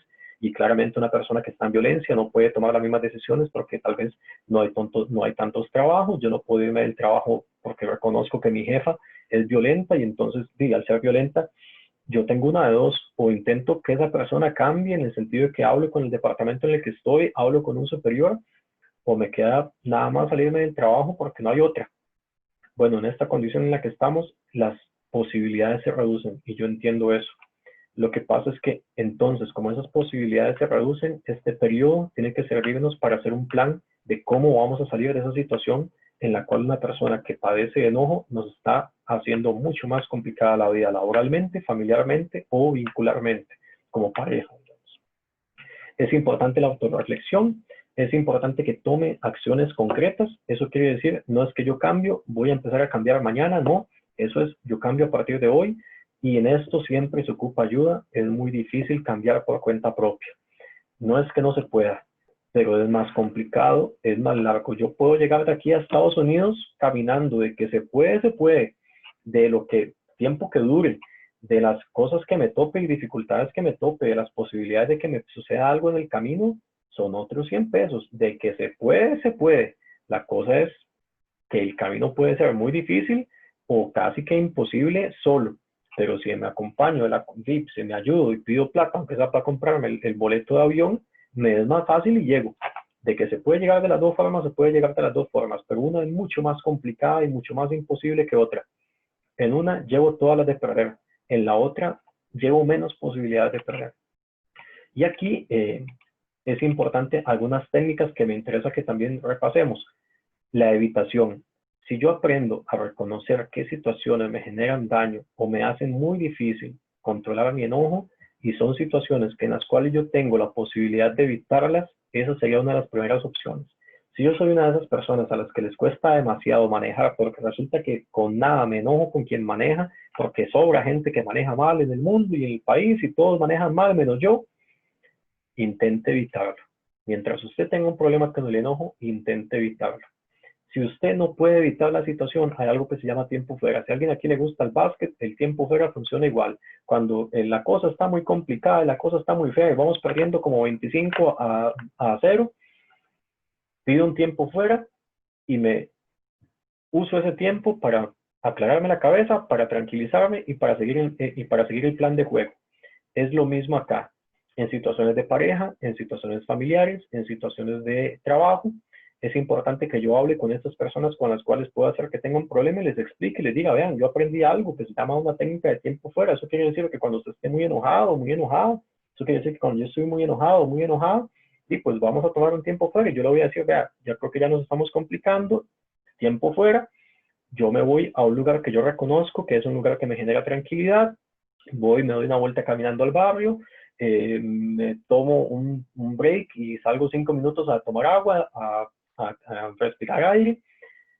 No es para que yo vaya y me carbonee, no es para que yo vaya y vaya pensando es que este hijo de tal, es que este hijo de tal, y hay un montón de carboneo. No se trata de eso. Se trata de que yo utilice ese espacio para tranquilizarme y vuelva a la situación otra vez. Que me vuelva a enojar, otro tiempo fuera y ahí voy. Al menos durante los primeros momentos, porque eso nos evita que las situaciones escalen y que las situaciones se vuelvan violentas. En ese momento lo que nosotros buscamos, y a nivel de técnica lo que buscamos es eso, que usted aprenda a relajarse. Es lo que hace mucho tiempo decían en los anuncios, cuenta hasta 10. Lo que pasa es que a veces la gente cuenta 1, 2, 3, 4, 5, 6, y no se entendió, ni duró los 10, ni respiró. Es 1, 2, 3 y así sucesivamente, pero en otro lugar físicamente, que usted se aleje de la persona, que se aleje de la situación. Es que usted aprenda a relajarse poniéndole distancia a la situación. Claramente eso no siempre se puede y por eso estos son como técnicas muy generales. Son tips, por ponerlo de alguna u otra forma, porque es imposible dar una receta para todos. Y por último, planificar qué, cuándo y cómo. Hay situaciones que yo no puedo salir de ellas y que no me va a quedar otra. Usted necesita mentalizarse de que usted qué va a hacer, cuándo lo va a hacer y cómo lo va a hacer. Usted sabe que no se puede salir de esa reunión, usted sabe que en esa reunión fulanito le lleva ley a usted y ya se declararon la guerra y lo que fulanito va a decir o va a hacer es contra usted. Bueno, ahí no queda de otra. Usted tiene que planificar qué va a hacer cuando eso pase, cuándo puede ser que eso pase y cómo va a reaccionar usted cuando eso pase y apegarse al plan. Literalmente es hacer un plan de cómo va a reaccionar usted y si usted necesita escribirlo, lo escribe para que usted lo recuerde todo el tiempo. De nuevo, son tips que no son necesariamente soluciones mágicas, pero son inicios y que esto es como aprender a andar en bicicleta. Cuando yo los pongo en práctica y entre más rápido los pongo en práctica y más tiempo los practico y más veces lo hago, salen mejor. ¿Qué se ocupa? Estar preparado para lo peor esperando lo mejor. No se trata de ser pesimista, pero usted, como en estas situaciones que les decía, el cómo, el qué, el cómo y el cuándo, hay situaciones en las cuales yo tengo que ir preparado para el peor resultado, porque entonces yo tengo plan A, B, C y D. Usted no puede, si padece de enojo, no puede ir a ciegas esperando solamente a que sucedan las cosas, a que usted reaccione, porque las personas que se manejan mucho con el enojo son muy impulsivas. Al ser muy impulsivas les cuesta, como les decía, la estrategia y la planificación. Por eso, esperando lo peor, preparado para lo peor, esperando lo mejor, es una forma de mentalizarse objetiva, clara y concisa que me ayuda a preparar escenarios ante los cuales yo voy a tener diferentes tipos de respuesta para que yo no me deje llevar por la situación de enojo ni me deje llevar por lo que yo considero que es justo en ese momento. La comunicación asertiva, que es sumamente trillado, pero eso se trata básicamente algo aquí, que es ser práctico y no personal. Eso quiere decir que usted va a apuntarle durísimo a la situación y usted va a entrarle con la chancleta de frente a la situación, pero va a ser muy consciente y muy empático de que aunque usted sepa, si usted está seguro que la persona le quiere hacer daño, en el momento en el que usted hay alguien al frente suyo que se pone los guantes, que le pone un ring y que lo invita a que usted se monte y usted se monta ese ring, En ese momento usted perdió la batalla. ¿Por qué? Porque en ese momento usted está jugando un juego que probablemente vaya a perder. Porque la condición que esa persona le está poniendo es una condición en la cual usted lleva todas las desventajas. Porque quien emocionalmente se deja llevar termina pensando menos. Ser práctico y no personal implica que usted se concentre en la situación, no en la persona. Eso implica que usted hable del informe que usted hizo, hable de las acciones que usted tomó, hable de todos los esfuerzos que usted ha hecho. Que fulanito le metió una zancadilla para que esos esfuerzos no estuvieran bien. Ok, está muy bien, pero eso es el último de sus recursos para que usted se defienda, porque primero están las situaciones y luego las personas. Y sobre todo si hablamos de nivel familiar, mucho más todavía. Su esposa y su esposo tal vez lo más probable es que esté con usted porque se aman. Y como está porque esté con usted porque se aman, lo más probable es que no haga las cosas para joderle la vida. Y entonces, si deja la taza del excusado abajo todo el tiempo, probablemente no lo haga para molestarle a usted. Tal vez lo hace porque se le olvida.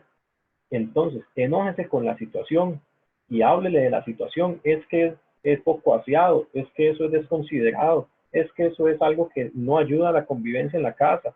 Pero no le diga usted es un puerco, usted es una puerca, ni nada por el estilo, porque eso es hablarle a la persona de la situación e insultarle. Y eso va a hacer que lo último de lo que hablen sea la taza del excusado. Va a hacer que hable de qué me provoca usted, va a hacer que genere violencia. A lo que voy con esto es que sobre todo en esta situación de crisis, la convivencia es una de las cosas más complicadas que hay, porque antes pasábamos de todo el día, unas 12 horas tal vez en la casa, y ahora pasamos las 24 horas. Hijo de pucha, yo ahí sí aplaudo mucho a las personas que están casadas en este momento en convivencia libre, porque hijo de pucha, ahí es donde se demuestra si usted de verdad tiene una relación buena, porque ahí literalmente es donde se ve que en la convivencia hay capacidad para hablar las cosas y hay disposición para mejorar las situaciones. A lo que voy con esto es, toda situación que implica este tema de concentrarse en la situación y no en la persona es absolutamente necesaria para que usted lleve las de ganar en el sentido de que los resultados sean positivos para ambos, de que los resultados sean constructivos. Y cuando usted hizo todas estas cosas y no funcionó, entonces ahí usted tiene de verdad el derecho de decir, es que quien está fallando no soy yo, es que quien está fallando y comportándose mal no soy yo. Y eso da la posibilidad de que entonces usted tome otro tipo de decisiones. Pero eso de alguna u otra forma ya abarca otro tipo de temáticas que no vamos a entrar hoy.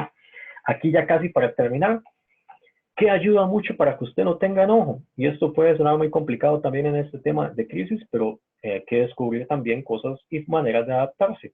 Los hobbies. Necesitamos soltar esa presión por algún lado. Puede ser que a usted le guste coser, puede ser que a usted le guste leer, puede ser que a usted le guste jugar bola, puede ser que a usted le gusten los videojuegos, puede ser que a usted le guste aprender a caminar, digamos, a caminar en el sentido de deporte, de correr, de andar en bicicleta, otro montón de cosas. Los hobbies hacen que yo encuentre en otras áreas de la vida espacios en los cuales yo pueda sentirme bien conmigo mismo. Y eso es esencial para el tema del enojo, en el sentido de que persona que tiene diferentes espacios fuera de los de trabajo, fuera de los de pareja, fuera de los de familia, para sentirse bien consigo misma, es una persona que está vacunándose contra entrar en la hostilidad y contra el enojo. No quiere decir que no se vaya a enojar, pero quiere decir que baja las posibilidades de maneras tremendas y altísimas. Una persona que tiene hobbies, que básicamente tiene capacidades para distraerse en otras cosas y obtener felicidad de otras cosas en su vida, va a ser una persona mucho más completa, va a ser una persona mucho más relajada y va a ser una persona que tiene chance de pensar mucho mejor las situaciones que le suceden y la manera en la que las afronta. También se ocupa que usted asuma que tal vez el que tiene que cambiar la perspectiva sea usted. Y cuando hablo de cambiar de perspectiva, estoy hablando de todas estas valoraciones que les decía como detonantes internos. Tal vez yo le pongo mucha atención a lo que me tira Facebook en el feed Sí, Facebook es un algoritmo y si yo soy de esas personas que le gusta andar hablando de política y todo eso, Facebook le va a tirar toda la política que usted quiera ver en su muro. Y ahí le van a salir otro montón de noticias de Serie Hoy, de La Nación, del Semanario, de todo lo que usted quiera.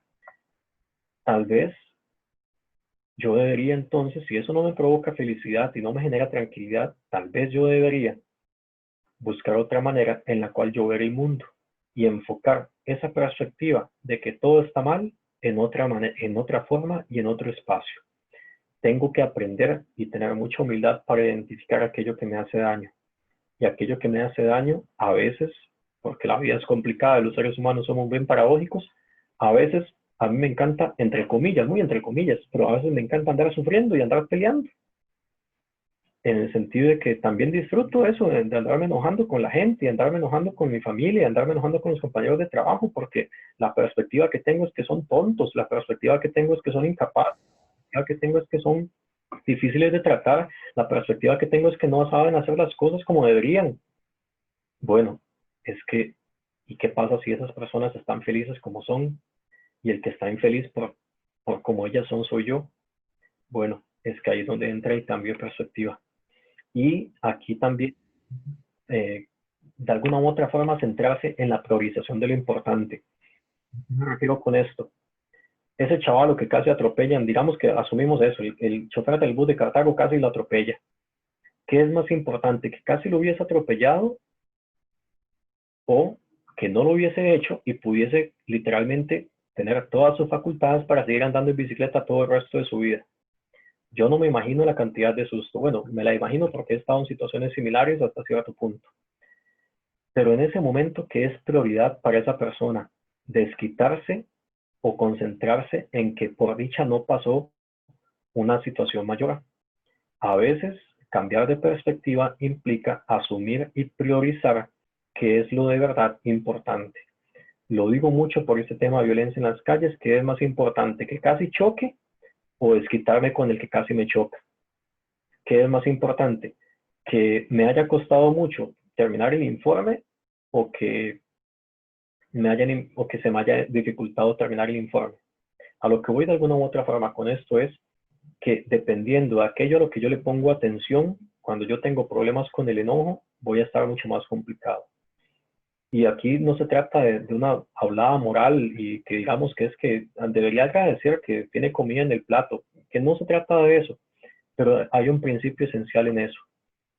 Aquí todas las personas presentes en este momento pueden tener dificultades económicas, pueden tener dificultades de muchos tipos, pero la realidad es que al menos tal vez algunos acá no hayan tenido todavía una persona que haya estado enferma de la pandemia que vivimos. Tal vez todavía, como dice una señora muy sabia que hace muchos años me decía, al menos hay para pagar las cuentas. Tal vez no sobre la plata, pero hay momentos en la vida, sobre todo con esta situación de crisis, en la cual se trata de contar las bendiciones. Como dicen, es un dicho gringo, pero lo traduzco, es que se trata de eso, de verdad de contar las bendiciones y asumir en un momento dado que yo tengo que priorizar lo que en verdad me hace constructivo y me hace priorizar lo que de verdad me ayuda. Y que el enojo es una trampa que puedo caer muy fácilmente si no le pongo atención de verdad a lo que es importante. Porque la mayoría de personas que padecen de enojo se pasan enojando por cosas que no tienen realmente importancia más allá de unos minutos después, más allá de unos días después. Y cuando nos ponemos en perspectiva, y esto pasa mucho con el tema de trabajo con los hombres, nos damos cuenta de que son chavalos que se pelean porque la persona con la que viven, en vez de usar el cepillo de dientes y sacar la pasta desde abajo, la hacen desde arriba. Y eso es producto de una pelea gigantesca y eso es producto hasta de violencia. ¿Por cómo saca la pasta? Es una razón como muy simple. Y cuando nos ponemos a ver qué tan importante es la pasta, es que la pasta no es importante. Es la interpretación de que yo hago de que esta persona que vive conmigo no hace caso a lo que yo digo. Es que no vive la vida como yo quiero. Es que no hace lo que yo creo que debería hacer. Es que aquí se trata de justamente enfocar lo importante. Y lo importante es aquello que me ayuda a estar bien a largo plazo. Los seres humanos vivimos en una trampa muy jodida y es que vivimos en la inmediatez. vivimos pensando no en lo que nos va a pasar mañana, no en lo que nos va a pasar pasado mañana, vivimos en hoy. Y por eso nos endeudamos con tarjetas, por eso nos endeudamos con casas que no podemos pagar, por eso hacemos viajes que nos enjaranan, y esto solamente con el tema económico, pero con el enojo sobre todo. Hay personas que literalmente en 10 segundos activaron una pistola y pasaron pagándolo durante 15 o 20 años. Y es una decisión de segundos para una consecuencia de años. Y es importante aquí justamente por este tema de que son personas que a veces les costó, como a todos nosotros a veces, priorizar lo importante. En la medida en la que yo haga algunos de estos elementos, se me va a facilitar mucho más todo el manejo y toda la comunicación que yo pueda hacer con el enojo, y sobre todo con esta situación de crisis que vivimos en el día de hoy. Con esto yo termino la charlita. Yo sé que me pasé un montón de tiempo, más bien me pasé 6 minutos, y se suponía que había tiempo de preguntas, entonces yo sé que ustedes están también con el tiempo muy reducido, pero les agradezco la atención, espero no se hayan dormido, espero les haya servido y que de alguna u otra forma esto facilite la vida de alguien que está escuchando o de alguna de sus personas cercanas o queridas, inclusive en el tema también laboral. Yo agradezco de verdad bastante la atención y el espacio. Muchísimas gracias. Muy bien, agradecemos la participación y los valiosos aportes del licenciado Romero. Realmente fue una charla exquisita, muy importante para nuestra dinámica en las casas y en los trabajos. Le agradecemos su valioso apoyo. Ahora damos inicio al espacio de preguntas e invito a mi compañera Beryl Correa, que es la que va a estar encargada. Antes de eso, voy a darle unos minutos a Catalina, que tiene un mensaje. Sí. No, lo que quería decirles es que mientras vamos haciendo las preguntas, voy a pasar la encuesta, porque sé que quizá tal vez algunas personas deben retirarse por el horario, ¿verdad? Pero entonces les voy a compartir la encuesta que se dura 30 segundos llenando mientras Beryl va compartiendo el espacio de preguntas. Eso era. Muy bien, Beryl, te cedemos la palabra. Muchas gracias. Muy buenas tardes a todos los compañeros. Muy buenas tardes, don Fabio. Buenísimo. Vean, impresionante, impresionante. La verdad es que sí. La pregunta 1 es, la frase que dice que para que exista un pleito deben haber dos, si uno se queda callado y se retira, ¿sería una forma de agresión? Es qué interesante, y eso hay muchos matices. Esa agresión, cuando yo no, por eso lo decía, si lo vemos así hasta cierto punto, digamos que eso de que la otra persona se retire es un tiempo fuera. Yo siempre lo digo a manera de chiste y a manera de anécdota, porque nos pasó. Había un hombre que literalmente decía, voy a hacer tiempo fuera, y se iba al fin de semana. Eso no es un tiempo fuera, eso es un descaro, digamos. Pero es importantísimo que yo hable con la persona a la que yo voy a hacer ese tiempo fuera, para que efectivamente yo no lo haga como un desplante ni lo haga como una forma de detonar más agresividad. ¿En qué sentido? Las cosas habladas son comprendidas, y si se dice como pareja, por ejemplo, como compañeros de trabajo, vamos a asumir el tiempo fuera como una táctica, yo tengo que avisar y tengo que decir, voy a hacer un tiempo fuera, no quiero que esto se haga más complicado ni enojarme más, y eso se comunica y después lo retiro. También hay otras personas que lamentablemente no entienden y no aceptan y se van detrás de la otra persona a seguir en la discusión. Eso sí es agresividad. O sea, en el momento en el que yo lo hago sin comunicarlo, en el momento en el que yo lo hago sin que haya un acuerdo previo. Y el tiempo fuera no puede ser algo unilateral en ese sentido estricto cuando hay un vínculo, cuando hay una relación cercana. Solamente se puede tomar así cuando es una situación en la cual es un contexto, digamos, de calle, en el sentido de que yo me alejo de la situación que me puede provocar daño, que yo me alejo de la situación que me puede generar algún tipo de consecuencia física o inmediata. Solamente en ese contexto sería aceptable. En los demás es un tipo de agresividad si no está en el marco de haberlo hablado antes y de que todas las partes estén entendidas en que eso es lo que estamos haciendo, un tiempo fuera. Si no, efectivamente estamos ejerciendo violencia. Muchas gracias. La pregunta número 2 dice, buenas tardes, me gustaría saber tips para poder manejar y poder ayudar a personas en momentos de mucho enojo. ¿Qué recomienda el experto? También, lo vuelvo a repetir, lo primero es su seguridad. Yo no quiero héroes acá, yo no quiero gente que salga pensando que es Van Damme, ni Schwarzenegger, ni nada por el estilo. Hay personas que en su estado de violencia, si ya ha habido historia de violencia física, lo mejor es dejar que se calmen, lo mejor es alejarse lo suficiente para salvaguardar mi vida y mi integridad. Luego de eso, lo único que podemos hacer es acercarnos a las personas y luego de que ya vemos que su nivel de activación está bajo, o sea, cuando ya no vemos que está ni refunfuñando, ni cuando vemos que está roja la cara, cuando ya es claro para nosotros que esa persona ya no está con ese nivel de intensidad de violencia, ahí podemos acercarnos, podemos dar un vaso de agua, podemos ofrecer nada más el espacio y decir qué pasó, ofrecernos a ayudar a que se sienta más tranquila o más tranquilo, sencillamente estar ahí y decir, yo estoy para que colaboremos en esta situación y que lo resolvamos. Yo nada más te vengo a ofrecer mi ayuda, te vengo a ofrecer a ver si algo necesitas y absolutamente nada más. Aquí no hay palabra mágica para calmar a alguien y sobre todo cuando está muy violenta, y también reconocer que hay momentos en los cuales para eso están las autoridades y que es mejor llamar a la policía si se trata de algo tan grave como para que haya un tema de seguridad, llamar a la policía y que la persona sea escoltada o sea sacada del espacio laboral o espacio de vivienda, porque hay situaciones que nosotros no podemos, por más que queramos a las personas, por más que queramos que estén bien, hay momentos en los cuales las personas solamente aprenden, y como les decía, la lección muy entre comillas, cuando se topan con un límite que está más allá de su casa, que está más allá de su trabajo, que está más allá de las personas que le rodean. Y a veces esa es la única forma de solventar una situación de violencia o de agresividad que se torna constante o que amenaza la vida de alguien. Tiene toda la razón, don Fabio. Mi abuelita lo que hacía era que prendía bueno, en su forma de acabar con un pleito, la manguera y les tiraba agua a toda presión. Entonces la persona la distraen, ¿verdad?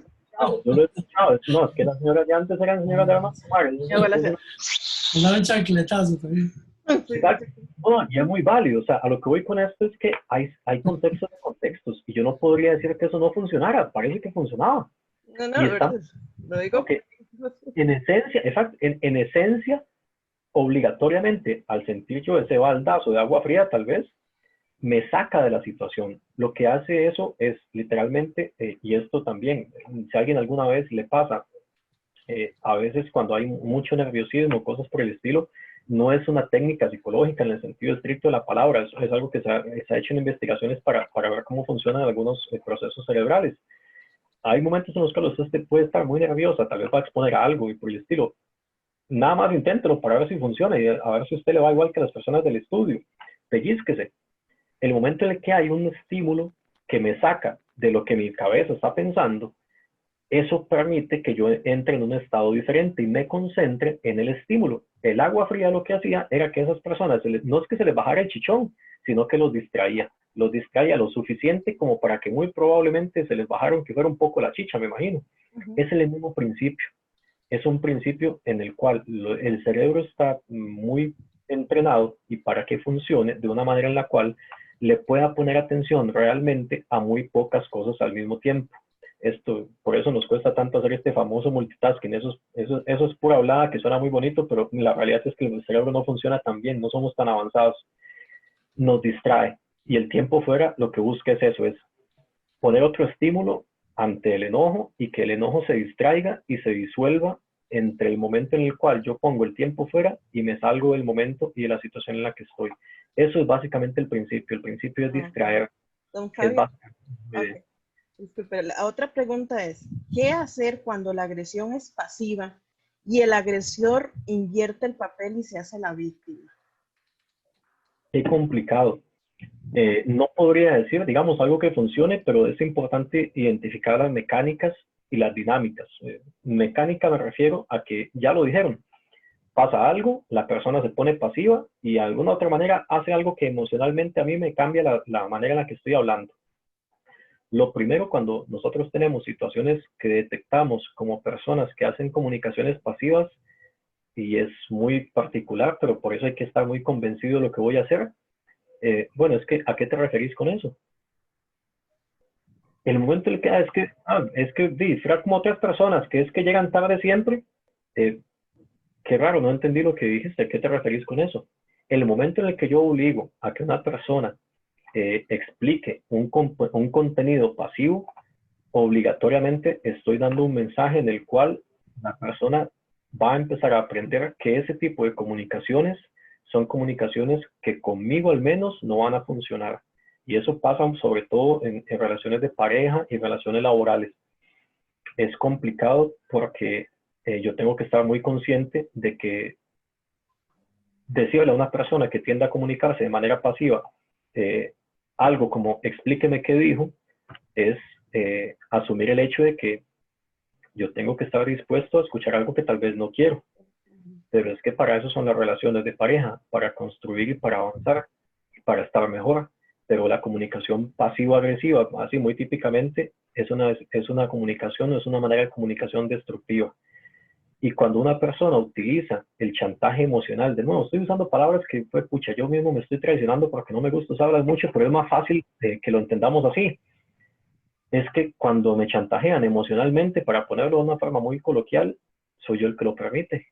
Y el que tiene que preguntarse, ¿qué pasa que yo permito que esta persona se ponga así y yo reaccione diferente? El que tiene que preguntarse eso soy yo. Y no hay una respuesta única para eso. Por eso les digo, la dinámica y la mecánica son las cosas a las que podemos poner la atención y yo les puedo mencionar. Uno, lo pasivo, se pide explicación y se confronta constructivamente. El chantaje emocional, el chantaje mientras yo permita que me chantajeen. Y no hay otra. Y las razones van a variar para cada persona, pero por eso los psicólogos y sobre todo nosotros los terapeutas pasamos diciendo que hay cosas que solamente en espacios terapéuticos. Porque la razón para la cual yo permito que alguien más me chantajee o por la cual yo estoy con alguien que me chantajea emocionalmente es diferente para cada quien, pero generalmente está muy anclada en la manera en la que yo me vinculo con otras personas. Y el enojo es una forma de chantaje emocional, porque cuando yo hago cara de enojado y me refunfuño, la otra persona ya sabe cómo reaccionar y entonces tal vez dice, no, ya me quedo tranquilo para que no se enoje. Entonces le digo que sí para que no se enoje. Entonces accedo y accedo y accedo y accedo y termino renunciando a quién soy yo con tal de que la otra persona esté bien.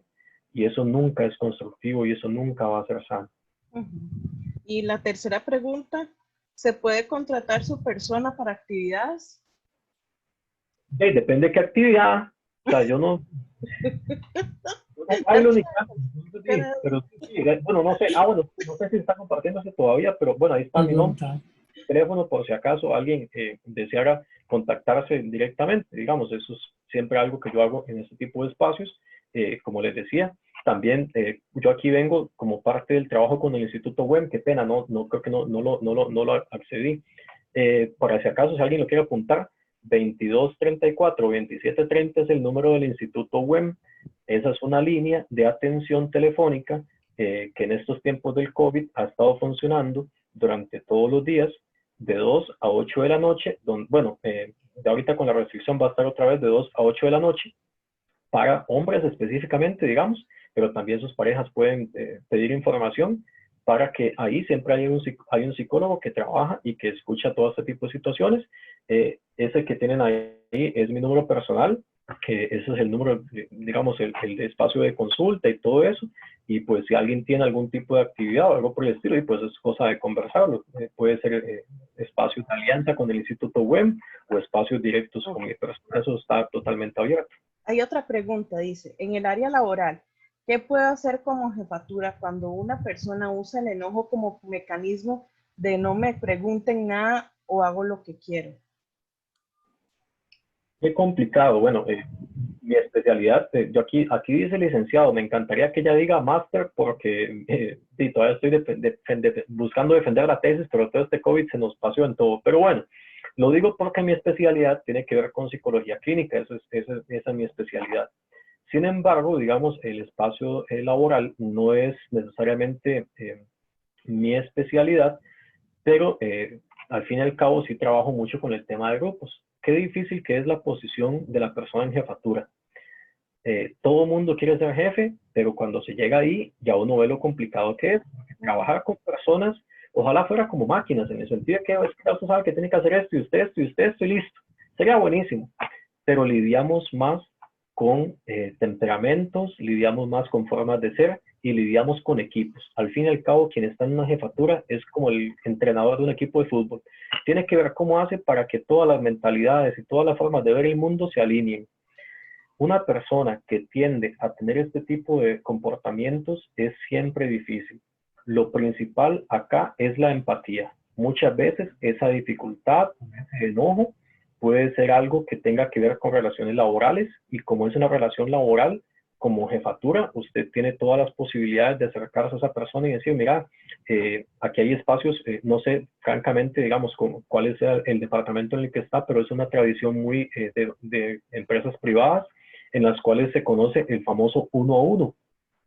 Los 1 a 1 son espacios empresariales de la cultura de la empresa que de que usted entra a esa empresa le dicen, vea, usted cada año va a tener 1 a 1, y en ese 1 a 1 usted se sienta con su jefe y le va a decir qué es lo que usted cree, qué es lo que usted ve, y ese jefe le va a decir a usted la evolución, vea, yo veo que usted está muy bien en esto, está muy mal en esto otro, así por ponerlo muy coloquialmente, y las dos partes tienen un espacio en el cual se pueden comprender y se pueden entender a nivel laboral. Creo que es muy importante que aquí, si alguien puede, si alguien quiere, pueda ir incorporando esto. Yo, de nuevo, yo desconozco en la parte administrativa de la UCR, solamente puedo hablar por lo que conozco, pero es muy importante que instauremos espacios en los cuales le demos a las personas que trabajan con nosotros la oportunidad de decir algo de lo que ven, algo de lo que creen y algo de lo que sienten que podría estar mejor. Porque en el momento en el que nosotros le damos espacio a las personas que están con nosotros para poder tener esa voz, para poder tener esa escucha, para poder tener esa capacidad de decir, yo también valgo, yo también veo las cosas, yo también siento que esto sucede, en ese momento le damos valor humano al componente mecánico del lugar en el que estamos. Al fin y al cabo somos empleados, pero sobre todo somos seres humanos. Y ese espacio es muy importante. A esta persona, un 1 a 1 le podría venir muy bien en el sentido de que queremos un espacio, pero ese 1 a 1 no puede ser solamente con fulanito el del problema, porque qué jodido, porque ahí entonces fulanito se va a sentir a la defensiva. Entonces yo puedo incorporar en esa jefatura ese espacio del 1 a 1 con todas las personas que trabajan conmigo. Y puedo darme cuenta de cosas muy valiosas, puedo darme cuenta de cosas muy necesarias. Y ya fulanito no se va a sentir como el señalado, como el malo de la película. Eso es muy importante, sobre todo para el manejo de personas, en el sentido de que no podemos atomizar los comportamientos. Necesitamos tratar las cosas de manera global y de manera más sensata. Si aún así esa persona con esos espacios, con esos acercamientos, decide continuar su manera de reaccionar o su manera de vincularse, es importante también aquí entender que el componente laboral también tiene un deber, y que el momento en el que ese deber se ve dificultado, es también la labor de un jefe poner límites, y que ese límite sea la última opción, no en el sentido de que haya un despido, porque yo ahí sí ya no me meto, eso es carambadas complicado, pero sí de que cuando un departamento, todas las personas sienten que hay un problema, y yo lo digo porque en espacios terapéuticos hace algún tiempo me tocó trabajar con algunas personas del Banco Popular que estaban identificadas como el chavalo con problema. El departamento mejoró mucho en el momento en el que esa persona empezó a ser escuchada, en el momento en el que esa persona se sintió valorada, en el momento en el que esa persona dejó de sentir el espacio laboral como un espacio hostil. Por eso laboralmente y a niveles de jefatura hay ciertas cosas que podemos hacer.